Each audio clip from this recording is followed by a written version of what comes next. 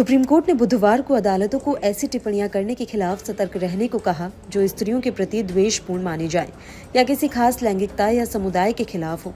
साथ ही न्यायालय ने कहा कि भारत के किसी भी हिस्से को पाकिस्तान नहीं कहा जा सकता है। उच्चतम न्यायालय ने अदालती कार्यवाही के दौरान कर्नाटक उच्च न्यायालय के एक न्यायाधीश की कथित आपत्तिजनक टिप्पणियों पर स्वतः संज्ञान लेकर शुरू किए गए मामले की कार्यवाही बंद करते हुए बुधवार को ये कड़ी टिप्पणियां की।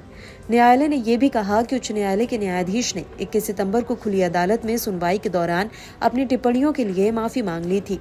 भारत के प्रधान न्यायाधीश DY चंद्रचूड़ की अध्यक्षता वाली 5 सदस्यीय पीठ ने कहा, चूंकि न्यायमूर्ति श्री शानंद उनके समक्ष कार्यवाही में कोई पक्षकार नहीं थे, तो हम किसी लैंगिकता या समुदाय के किसी वर्ग के संदर्भ में अपनी गंभीर चिंता व्यक्त करने के अलावा कोई टिप्पणी करने से परहेज करते हैं। दरअसल शीर्ष न्यायालय ने एक मामले में अदालत की कार्यवाही के दौरान एक महिला वकील के खिलाफ टिप्पणियों और एक अन्य मामले में बेंगलुरु में मुस्लिम बहुल एक इलाके को मिनी पाकिस्तान कहने को लेकर कर्नाटक उच्च न्यायालय के न्यायाधीश की कथित विवादित और आपत्तिजनक टिप्पणियों पर 20 सितंबर को स्वतः संज्ञान लिया था।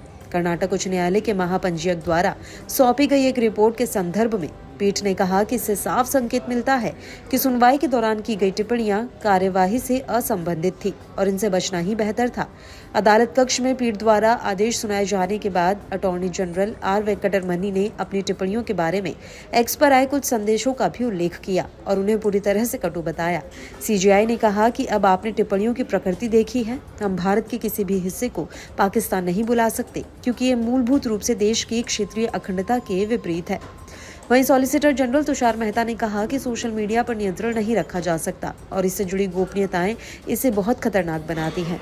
इस पर न्यायमूर्ति चंद्रचूड़ ने कहा कि लेकिन मैं आपको बता दूं कि किसी गलत बात पर पर्दा डालना कोई समाधान नहीं है, बल्कि उसका सामना किया जाना चाहिए। उन्होंने कहा कि इसका जवाब कूपमंडूक बने रहना नहीं है। पीठ ने कहा कि सोशल मीडिया की पहुंच में अदालती कार्यवाहियों की व्यापक रिपोर्टिंग शामिल हो गई है और देश के ज्यादातर उच्च न्यायालयों ने अब लाइव स्ट्रीमिंग या वीडियो कॉन्फ्रेंस के लिए नियम अपना लिए हैं।